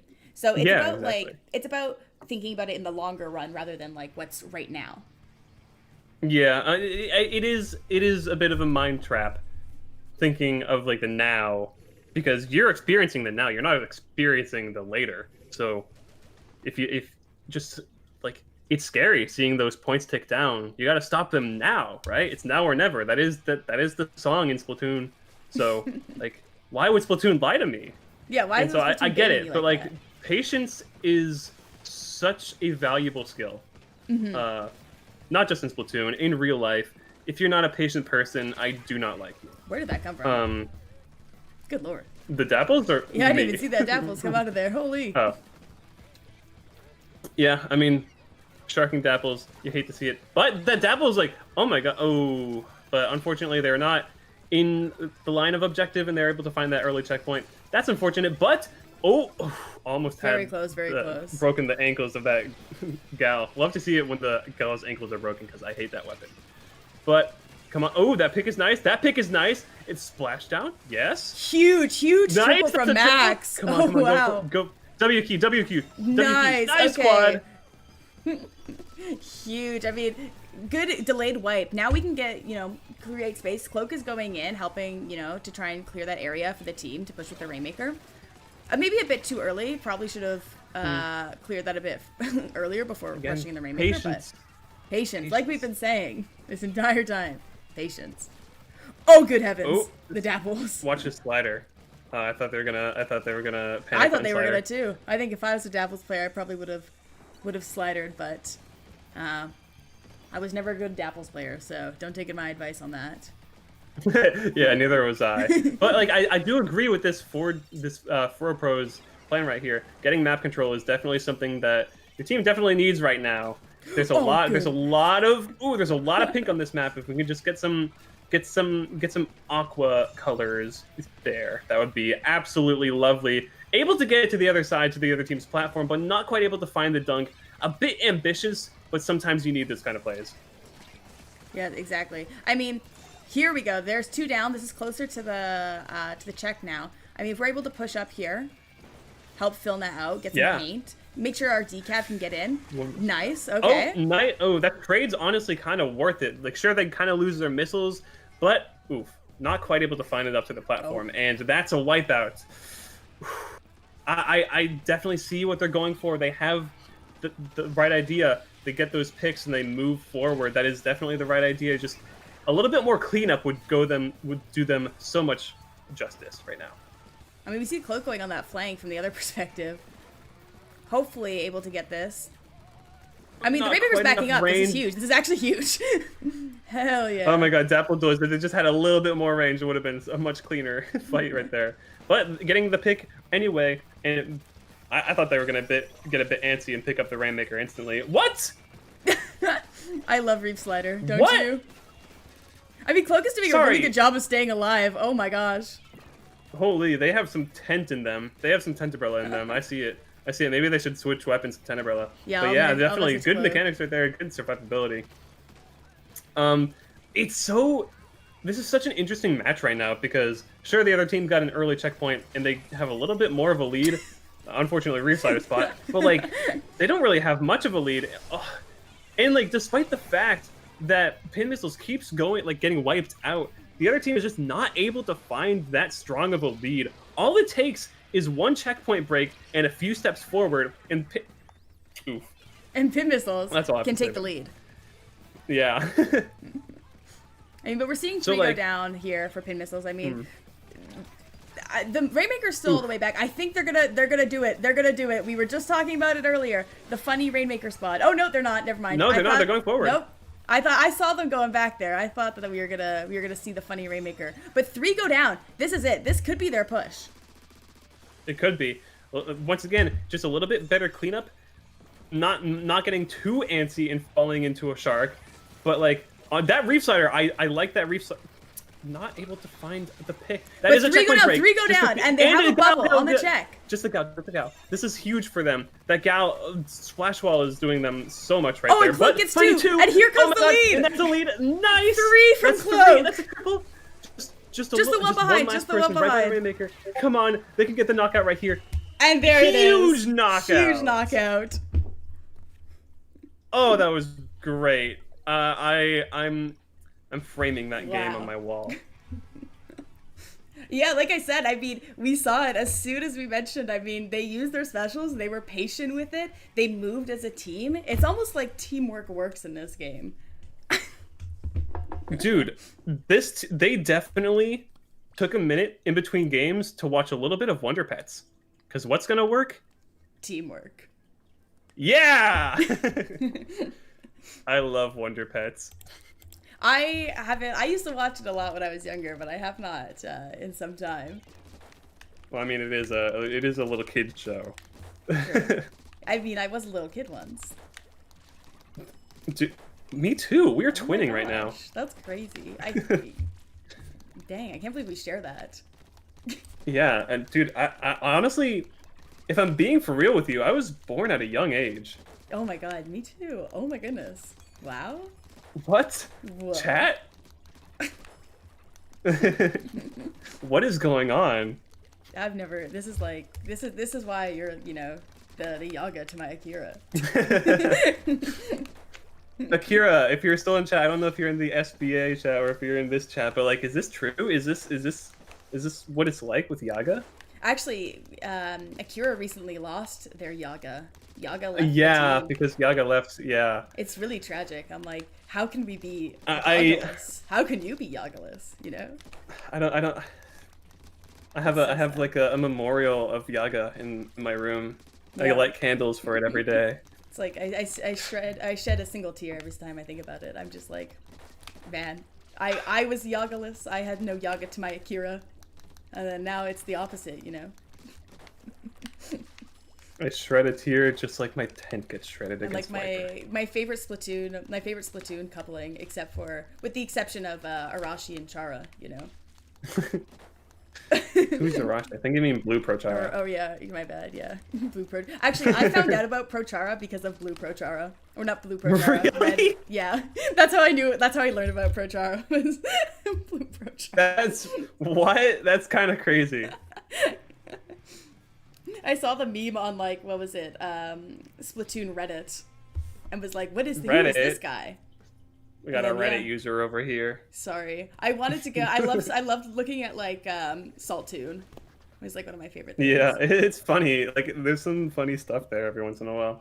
What mode is this? Is this zones? No, No, it's clam. we're back on clams. Back on clams. Hopefully these guys can figure out their clams issue.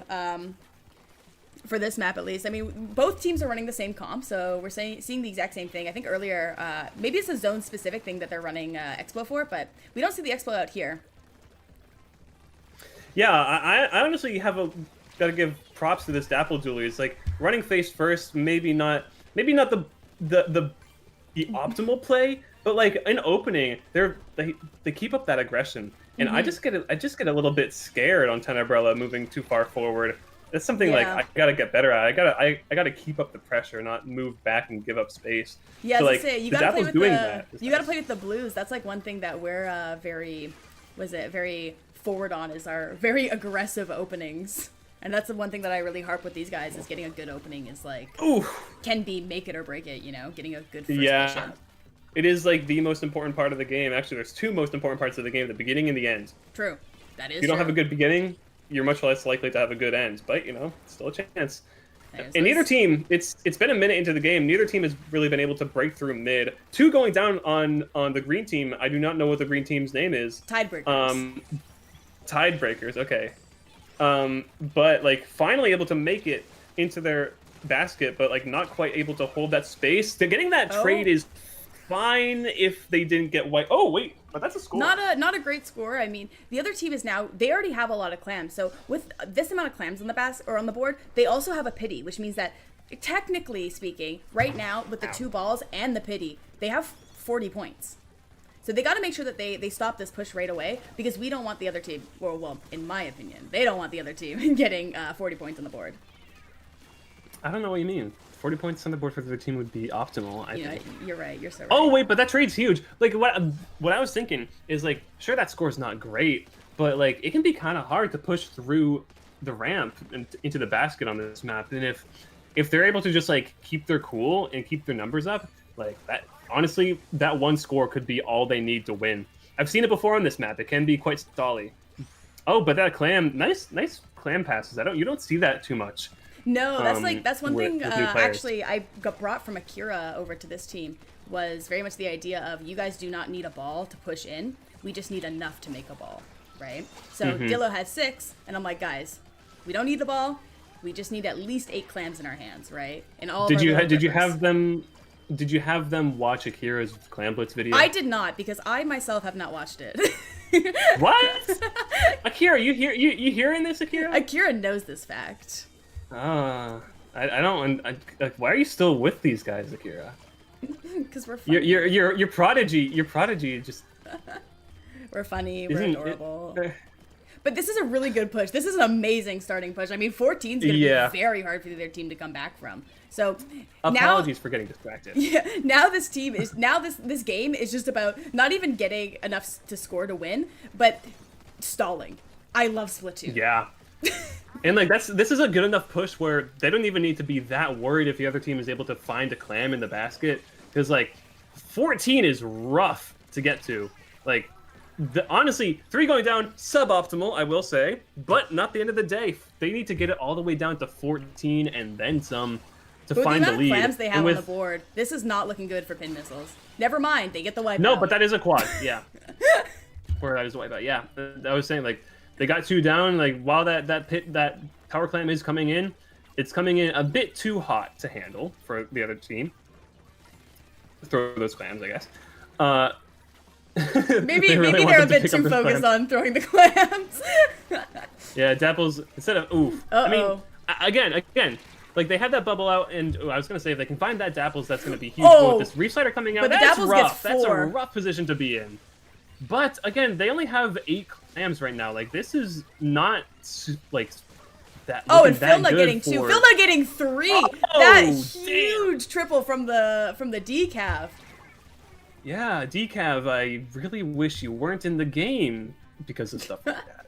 But anyway. I mean, the other team also, we need to remember, they don't have their pity. They need to make a clam within the last 30 seconds here. That's true. Do they have the awareness, though? That's the question. Do they know that they need to make a clam? Does the rest of the team know that they don't have a pity?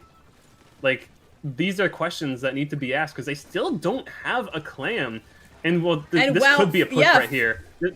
And that's pretty much game. Oh. I mean, unless they get the wipe within the last second, but there it is, 2-1 no. to the pin missiles. That Against the seed is 1 a team. crazy upset. Holy. You saw it here, folks. Like, what? It's official stream my ass. This is where the real This is comms where the are. real We heat talk- is. Yeah. We are the thrift store of the Splatoon commentary. I don't know what that means, but I'll let you. I'll leave it up for viewer interpretation. But like, quite. What is your team feeling now? I want to know. I know. I really. We should. If I have enough time, I might have to go quite soon. I have. I think one last set they have here. Though if they win, quite interesting. Actually, they are set to make top cut. So if they end up winning their next game, we could see them actually making the top cut. Though I would have to leave because I have to go to work tonight. Unfortunately. It's like I said yesterday, Chai. Skateboard. Employment is a scam made up by Big Career to stop us from playing Splatoon 3. True. I wholeheartedly agree on that. And to stop me from going to Thanksgiving. What the heck? I posted after I posted that in the group chat yesterday. I posted it on Blue Sky, and this is like my post that has gotten the most attention. Employment is a scam made up by Big Career to stop us from playing Splatoon 3. Wait, let me see this. Zaya, let me like that and repost it. I got you.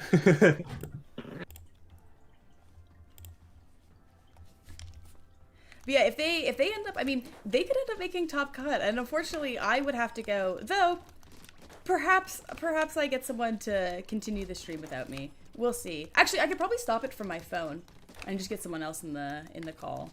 Perhaps. Who knows what I will do? But with that being said, if they do not make top cut, we could always do a post interview with them, which I think would also be quite fun. Real and true. That is always a possibility. I don't think we see enough interviews with teams in live streams for At all. Jesus. They used to do keep them for getting Low Ink, I think, and caught up also FTIU winners. But FTIU has not ran a stream in quite a while, so I have not. Ellie's been taking a bit of a break, so that makes sense. Yeah, I know that, like, because when I was playing in FTIU before I got banned, they were still doing streams, but ever since, I think, the LSL ended up going down, we haven't seen many streams from both. I would say both ends, but LSL doesn't exist anymore. Yeah, we've seen FTIU streams, but like Ellie is a bit distant right now, so Yeah. And Ellie was kind of carrying the casting. The casting role, yeah. Or like just the setup, yeah.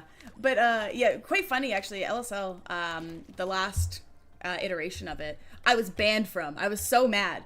The 50th one, the last one they ever run, and I cannot play. Bruh. Oh, you want to know something really funny? So like Turn Left started in like January of 2024. And we had like one goal that we wanted to reach as a team collectively is to get LSL bands together. But we were never able to participate in LSL like at all. The stars needed to align for us to be able to participate in an LSL. And like, I was working at Duncan at the time, and one of the big reasons, things that was holding us back from participating in LSL is that what's the word I'm looking for? Scheduled. I was always scheduled to work on Saturdays around noon. That's when LSL happens. So I was never able to play in it. And so a not insignificant reason for why I quit Duncan is so I could participate with Turn Left in LSL. And so I quit, and we participate in one LSL. We do pretty good. I think we get 5th Okay. overall, which is not bad. And I'm just like, okay, we can definitely do it next time. Next time comes around, I'm banned. Yeah, pretty much. That's pretty much how, like, that's how kind of it went with Killer Blues, where we were like, we were so close, we could totally, like, we were on a hiatus for a bit because me and Spectro was doing his, like, master's, and I was doing, like, I was finishing up my last year, my degree, and our schedules just didn't align. So we're like, okay, we'll just take a 3-month break. We'll play other tournaments. We'll just, like, chill out for a bit. And we'll come back to LSL and FTIU when we get back. Well, I end up subbing for Rose's team. I end up subbing for her team because, who was it? Potato got me mixed up with Chai from Caution and was like, hey, Chai, can you sub? And I was like, I think you got the wrong Chai. Doesn't matter. We need a sub. You're good enough. Chai's fine. Close enough, right? And I was like, Chai plays support shooters. I play Ink Brush. Close enough. That's fine. Okay, cool. So Close enough. So I end up subbing with them, and you know, our usual all for one placements were like maybe silver bracket, winning bronze bracket, that sort of thing, and we end up getting 4th place. So I am not allowed to play in anything at all ever again. That's my Div 7 ban. But like since then, I mean, obviously there's been other things. I mean, I've been kind of slaying, but there's been like other things that would have gotten me banned. But yeah, it was just really funny to be like, hey guys, I'm gonna sub for this like Div 6 team, probably maybe like do well in silver bracket, and then all of a sudden we beat the people who won low ink the week earlier. We're like, damn, all right. I see how it is. I guess how it is. No longer gonna be able to play. Yeah, exactly. Though to be fair, I am really good friends with all of them. I mean, I'm friends with Rose. I'm friends with who is it? Potato. Potato was on my NA League team before it exploded. Shout out to that though. That was really fun at the time. So, but yeah, it was definitely very funny circumstances to meet some new players under the close enough try, you know. The close enough try. That is. You're trying from Caution. No, close enough. I don't think that's ever gonna. How many people in the community do you know that go by Ranny? Right. No, me and Chai get it quite often. They were talking about it on their Twitter a while ago. I can't remember what it was, but just talking about like something about like being named Chai, and then someone's like, "Oh, I always get you confused with the YouTuber," and they were like, "Oh yeah, of course." And I mean, I was like, "Ha, I stole your name. I'm kind of evil. Like I'm the evil Chai because I stole your name."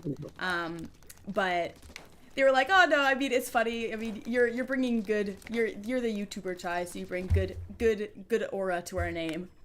I was like, of course. I knew the other Chai before you, so. Oh yeah, everybody else knows the other Chai. I always get pinged for the other Chai. My favorite is when one, I get pinged for the other Chai, or when Kingdom Bane gets pinged for us is also really funny. So I will get pinged all the time, be like, hey Chai, tell your teammates I said GGs, and I'm like, nobody's awake, like everybody's offline, and they're like, they send me screenshots, Kingdom Bane, because they have the same team tag, I'm like, yo, well, they have KB, but it's like big K, big B, and we're KB, K, KB, small b, right? So it's easy to mix up, and so yeah, we every single time I'm like, yo, get Kingdom Baned, bro. But yeah, no, we keep on joking that they have to change their team tag because we beat them in a tournament once. Therefore, we are the winners. We are the sole owners of that team tag. I want to show you something from the Turn Left Blue Sky account. I'm gonna have to scroll pretty far down. Hold on, I can just go to videos. Yeah, hold on. Let me DM this to you. Message. Let's see this.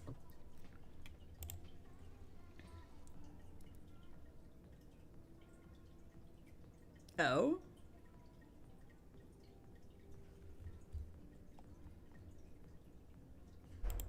I know that player. Oh, yeah. No, that's like the Curl Streak and Curl Switch. I always get them mixed up. I think up until like we were good friends with Curl Streak, I genuinely could not tell them apart. I'd be like, guys, we're scrimming. Actually, it was really funny. I wanted to book a scrim with Curl Switch. And I was like, Spectro, can you reach out to Curl Switch and ask for a scrim? And then we show up, and I'm like, this is not Curl Switch. Like, where's Meat Boy? And turns out Spectro booked a scrim with Curl Streak. So I was like, hell yeah, that's awesome. Because we kept on seeing Curl Switch in tournament and doing like losing 2-1. And so we're like, okay, let's practice against them. And then we're like, who is this? Who is this? Yeah, who is this team with the exact same team tag? Why are you in my house? I'm like, I don't remember this being their comp. And where is Meat Boy? Yeah. But yeah, How that dare was they probably have the turn left comp? my favorite. Or I guess there's also like, who is it? Shoot, I remember their name now. But there's a team that runs the exact same comp as us as well, which our comp is like quite unusual. And so, well, it's not that, well, it's pretty unusual. So seeing our exact comp is quite funny as well. Shoot, I don't remember their names. We keep on wanting to get a scrim with them. Somebody will tell me in the chat. It's Sakura's on the team. It's Brush. They don't play dualies, but they play Wiper instead. It's Brush, Wiper, Stamper, and Bow, I think. Shoot, what is that team's name? I'm gonna look it up. I'm like, this is gonna bother me. This is gonna bother me. I think Ambird's on that team as well. Ambird. Do you know what team Ambird plays for? No, I don't. Shoot. Ambird. Worm Regards. It's Worm Regards. Runs the exact same comp as us. Yeah. So there's an infamous screenshot that we have of Killer Blues getting a scrim request from both Kingdom Bane and Worm Regards, and we're like, dang, it's our twins. The people who run the exact same comp as us and the people with the exact same team tag. We're like, dang. That's really funny. We're like, our twins want a scrim. But we ended up booking a different scrim, but I was like, that's just really funny. That is kind of funny. I wish... dude, I wish Turn Left was a bit more well known. Nobody knows us. I knew you guys. We're so underground. You did? Yeah, I saw that you're like, we should play sometime, and I'm like, oh yeah, Turn Left. I've seen them. I've seen you. Well, I think it's because you guys used to do quite well in tournaments that we played in as well, and you guys did well in Div 7, and so since we were also in Div 7, we checked who like the top 2 teams were every once in a while to see who we were playing against. There's something. How did this even happen? All right, so Pin Missiles is playing :3.exe. They have actually had a pretty good run so far. I mean, they're both 2-1. Just slightly winning out to Chips and Dip, just slightly winning out to Color Theory, and losing to Phantom Sharks 2-1, though. They're the only team to have taken 1 off of Phantom Sharks. So this could be a relatively close match. I'm interested to see how this one goes. Yeah, I mean... quite the formidable opponents. Mm-hmm. Gonna be clashing, battling it out to see which one of them is truly better than the other. Exactly. And I mean, if they win this, they definitely secure a spot within the top cut. If they lose, it will come down to it would come down to numbers, which is not something you want. It's better to just win it than to come out to numbers. This was something that we had a conversation about with Curl Streak back in Div 7 when we were playing each other. It was they needed to win, or they could lose so long as we could lose so long as we won a certain amount of sets or games against them. So it was so much that they needed to win, but they also needed to win at least 5-2. They could not let us win 3 games. And so it was like this big strategy of them being like, hey, we cannot lose 3 games. And by the time, I mean, it ended up going to a 5-4 set. But I mean, I still think though, had they won, because they beat us, they would have taken the spot. I don't actually know how it works, to be honest, but I remember them doing the math for it. So this could come down to a numbers game. Pardon? In fencing, actually. Yeah. In a fencing tournament that I had, me and one of my friends from my club, we competed together, and me and him, we were like kind of rivals in our club Mhm. because we were two of the best fencers in the club. That like it was an achievement for people in my club to beat him. It is a huge achievement in my club for somebody to beat me. Yeah. Um, so Not to we were both flex, competing yeah. in the same tournament. Yeah, it is humble flex. But we were both competing in the tournament, and we were in the same pool. So I um hold on, let me see if let me remember the correct details. Um, yeah, okay, so like he knew that it was going to be a tough battle, and at some point he realized he didn't really have a safe opportunity to catch up to me because I had the lead in our set. But he realized that as long as he was able to stop me from scoring enough points, if he won his other sets, he would have beat me. I Yeah. ended up placing first in the tournament. Huge. Uh, he ended up placing third, I think. Okay. Math wasn't even worth it, you know?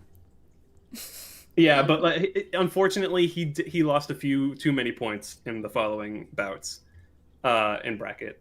So. Oh, okay, I see.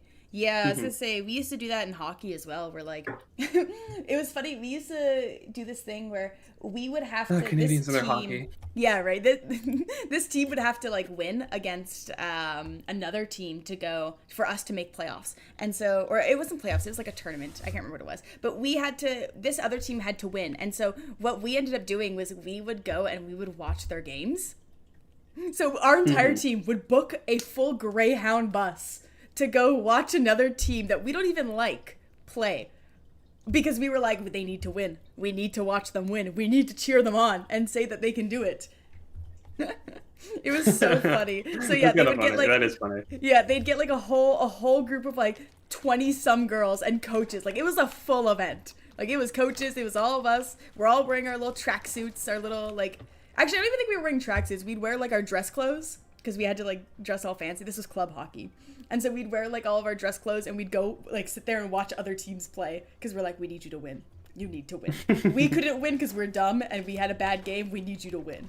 It was so funny. And so yeah, we'd be like cheering them on after the game, be like, let's go, or as they're like was it going off the bench, you'd be like, let's go girls. That's funny. Yeah, it's also it is kind of fun though to like do stuff like that, especially in like team sports or just like stuff like Splatoon as well. Seeing I guess going and like watching your favorite teams play or your friends' teams and cheering them on. Hmm. It's always fun watching my friends' teams play. One thing that I really want, like, I don't know, I'm not.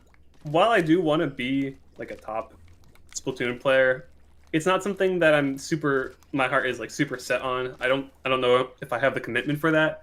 But I love teaching people. What I want to happen is I want to coach a team that ends up going far. Yeah. Like I want like if I coach a team and they go to a LAN and they end up winning or placing really well, that's a feeling I want to be able to feel. Yeah.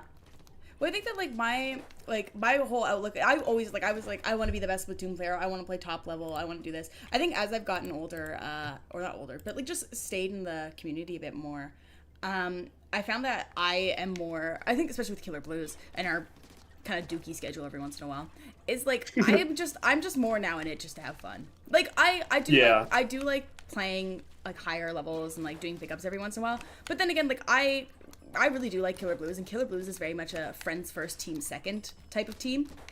And so I just found that like even if we don't go far, like Spectro does not want to be past Div 5. If we get past Div 5, if we get low ink ban, Spectro's like, I'm not playing anymore. I don't want to play. Like he's like, I don't want to, like I don't have to grind the game. He's like, I just play this for fun. And low level is kind of where I can still grind, you know, to get better, but I don't have to like put my whole, you know, like life into Yeah, it. it's too committal above being low ink banned. Yeah, and so I mean, that's always been kind of like the goal of the team is like after low ink band, maybe we head our separate ways. But even then, it's always been like we just always been like more friends if anything, and so that's kind of one thing that I've kind of realized is that like I don't really care. I mean, I care about winning. I care about like us doing as best as we can. But at the end of the day, You want it's to also do like, well, but yeah, it's I'm not like, I also that just important. enjoy playing with my friends. And like the only time I crash out on them, to be honest, is like a scrim where I'm like dead tired and I'm like, guys, I'm so sorry. I'm so sorry. I'm so tired. I need to go to play bed. with a lot of casuals. Like recently, I've been playing with one of my old IRL friends from high school and their IRL friend, and they're both like very casual players. And my friend's friend is like super apologetic. They're just like, "I know you lose a lot when you're playing with me. I'm so sorry. I know you're like a really good player." And I'm just like, dude, I'm a competitive player, but I do not care about winning. Yeah, right. I've always had that mindset in like open as well. Like I really do not give. Like okay, to be fair, I crashed down the stream the other day because I was having such a bad games. But like typically, I'm just like I don't know. I've never really cared about it. Or I'm playing with like some friends and we lose, and we play fine, but we just lose, and I'm like, oh well, womp womp. Like whatever. It is what it is. Yeah. I'm like I'm here to have It's fun half the time. I'm like this is like my spare time. This is what I do after work. This is what I do like when I get home. You know. I tell them, I tell these people like, yeah, it is true that I do care about winning, but that's in like other environments. If I'm just playing with friends and open, it's just a chill time. I'm not here to win. I'm here to hang out with my friends playing a game. If I really cared that much, I would be doing a scrim. I would be participating in a tournament. I wouldn't be here right now, but I want to be here. Yeah. And so like it's not a big deal. You feel me? Exactly. You smell what I'm stepping in? Yeah. I don't know. I just always realized, like, I'm like, I probably won't be top level, but I don't really care. I also, like, to be fair, I have a YouTube channel. And I also, like, prioritize that. I'm These getting guys don't mixed want signals from you. spectators. Hold on.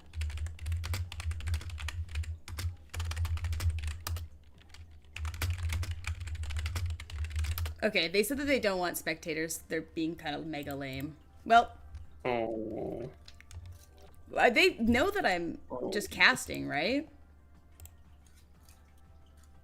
What if you told them Okay. that the TL Ranny is commentating with you? Hold on.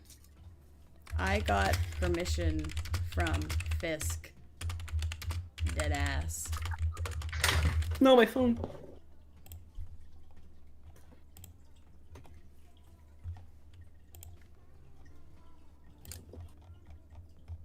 Okay, well, I guess I am having to just leave, though.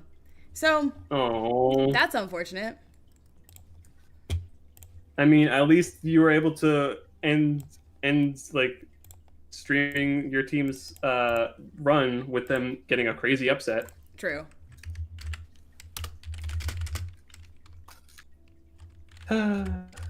Okay. Well.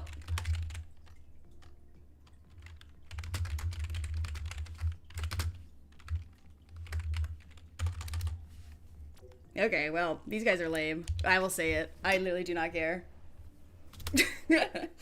Like I'm not an official. I guess I'm not like the official stream, like the official cast, but like I have permission to do this, so that's weird. Mm-hmm. Okay. It is what it is. Okay, I'll say next time I will get official casting But I'm not young. permission. You're not host host. No, sirs.